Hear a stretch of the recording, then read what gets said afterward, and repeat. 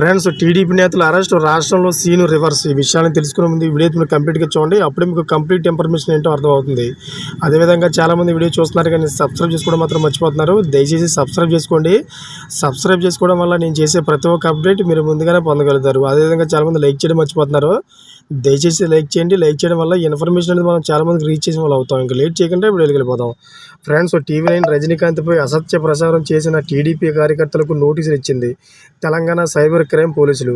అయితే నెల 28న విచారణకు రావాలని ఆదేశించారు. తెలంగాణ సైబర్ క్రైమ్ పోలీసులు టీవీ9 రజనీకాంత్ అక్రమంగా భూములు సంపాదించాలని టీడీపీ కార్యకర్తలు ప్రచారం చేశారు. దీంతో తెలంగాణ సైబర్ క్రైమ్ పోలీసులకు ఫిర్యాదు చేశారు టీవీ9 రజనీకాంత్. దీంతో టీవీ9 రజనీకాంత్పై అసత్య ప్రచారం చేసిన టీడీపీ కార్యకర్తలకు నోటీసులు ఇచ్చింది తెలంగాణ సైబర్ క్రైమ్ పోలీసులు. అయితే అటు టీవీ9 రజనీకాంత్కు ఐటీ నోటీసులు వచ్చాయంటూ వార్త సోషల్ మీడియాలో వైరల్ అవుతున్న విషయం తెలిసిందే. ఈ విషయాన్ని ఆయన ఎప్పటికే ఖండించారు. మరోవైపు తాజాగా ఈ వ్యవహారంపై ఆయన చట్టపరమైన చర్యలకు ఉపక్రమించారు.